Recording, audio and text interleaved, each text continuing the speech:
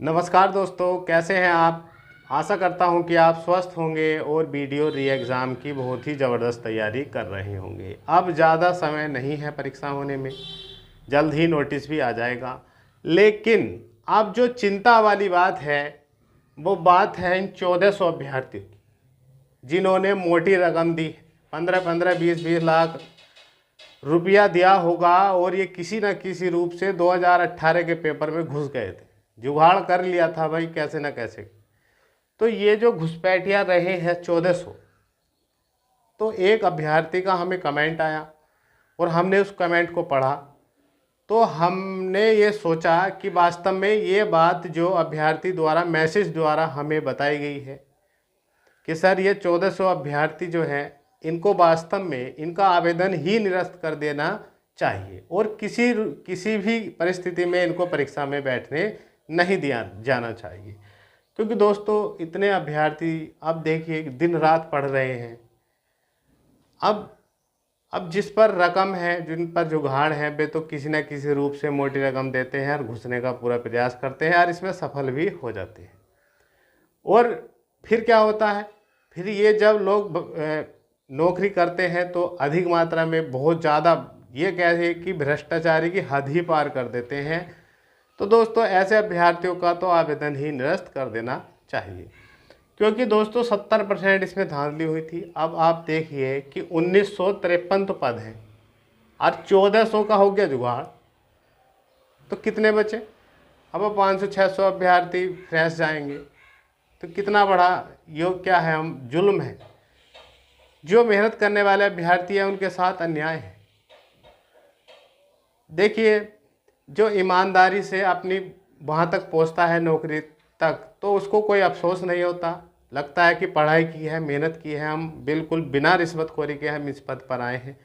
तो एक निष्पक्ष काम भी करते हैं, ईमानदारी से काम भी करते हैं और संतुष्ट भी रहते हैं अपने जीवन में और अपने आप में गर्व भी महसूस करते हैं। लेकिन जो इस प्रकार के अभ्यर्थी होते हैं दोस्तों, ये तो पढ़ने वालों का जीना ही हराम कर देते हैं। तो इस प्रकार के अभ्यर्थियों को क्या होना चाहिए, ये बाहर का ही रास्ता देखना चाहिए। तो इसके लिए दोस्तों जितने भी अभ्यर्थी हैं जो इस बार सीरियस हैं वीडियो री एग्ज़ाम देने के लिए, तो उनके लिए वास्तव में ये चिंता वाली बात है। क्योंकि जो घुसकर अंदर पहुंचा है, जिसने मोटी रकम दी है, तो हो सकता है फिर इस बार 2023 में भी प्रयास किया जाए इनके द्वारा घुसने का। तो ऐसे अभ्यर्थियों को बाहर ही कर देना चाहिए।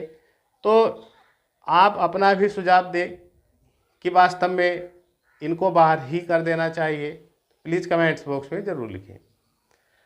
और दोस्तों इस टाइम पर UP-SSC में भी अभ्यर्थियों को जाना चाहिए और उनसे ये जानकारी भी लेनी चाहिए और उनके आगे ये जो है पूरी घटना और इसका जो भी समाधान है, जिस प्रकार भी UP-SSC अपनी सुझाव देगा कि हाँ इन अभ्यर्थियों को हमने चिन्हित किया था या इन अभ्यर्थियों को हमने अलग कर दिया या इनका आवेदन निरस्त कर दिया, इनको हम एडमिट कार्ड जारी नहीं करेंगे, कुछ ना कुछ तो नोटिस जारी करेगा UP-SSC।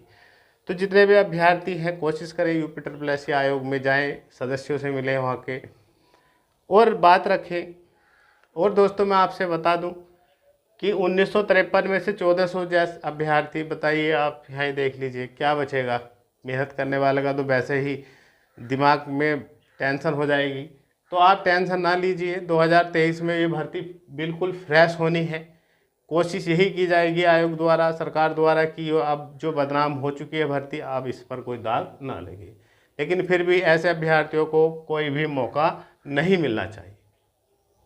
आपका क्या सुझाव है, प्लीज़ हमें कमेंट्स बॉक्स में ये ज़रूर लिखना है।